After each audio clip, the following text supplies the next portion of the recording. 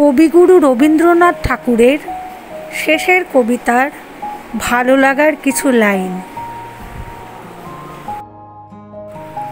পুরুষ আধিপত্য ছেড়ে দিলেই মেয়ে আধিপত্য শুরু করবে। দুর্বলের আধিপত্য অতি ভয়ঙ্কর। পৃথিবীতে হয়তো দেখবার যোগ্য লোক পাওয়া যায়, তাকে দেখবার যোগ্য জায়গাটি পাওয়া যায় না।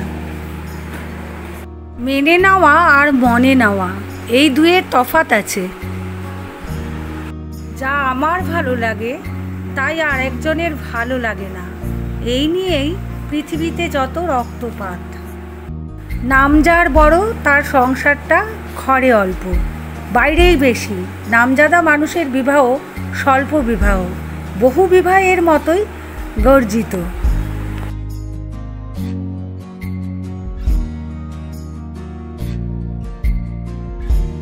যে রণদকে সস্তায় পাওয়া গেল তারও আসল মূল্য যে বোঝে সেই জানবো জহুরি। পড়ার সময় যারা ছুটি নিতে জানে না তারা পড়া হজম করে না। যে ছুটি নিয়মিত তাকে ভোগ করা আর বাধা পশুকে শিকার করা একই কথা, ওতে ছুটির রস ফিকে হয়ে যায়। ভালোবাসার ট্র্যাজেডি সেখানেই ঘটে যেখানে পরস্পরকে স্বতন্ত্র জেনে মানুষ সন্তুষ্ট থাকতে পারেনি।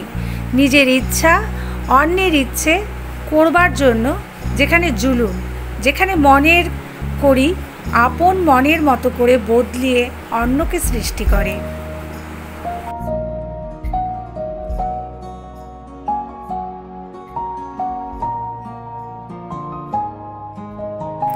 যে পক্ষের দখলে শিকল আছে সে শিকল দিয়েই পাখিকে বাঁধে, অর্থাৎ জোর দিয়ে।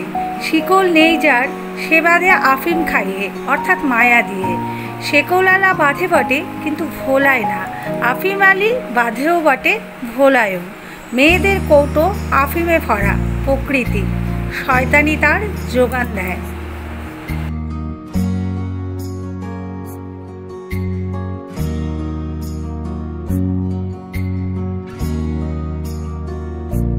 তাদের জড়িয়ে পড়ে স্ত্রী পুরুষ যে বড় বেশি কাছাকাছি এসে পড়ে, মাঝে ফাঁক থাকে না, তখন একেবারে গোটা মানুষকে নিয়ে কারবার করতে হয়।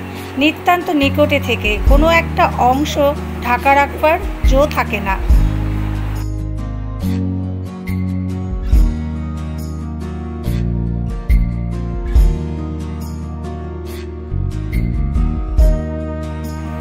বিবাহের হাজারখানা মানে, মানুষের সঙ্গে মিশে তার মানে হয়, মানুষকে বাদ দিয়ে তার মানে বের করতে গেলেই ধাঁধা লাগে।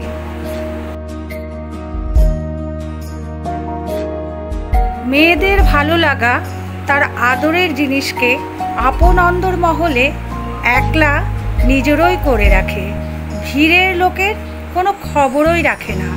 সে যত দাম দিতে পারে সব দিয়ে ফেলে, অন্য 5 জনের সঙ্গে মিলিয়ে বাজার যাচাই করতে তার মন নেই। পূজা জিনিসটাকে একঘেয়ে করে তোলার মতো অপবিত্র অধার্মিকতা আর কিছু হতে পারে না।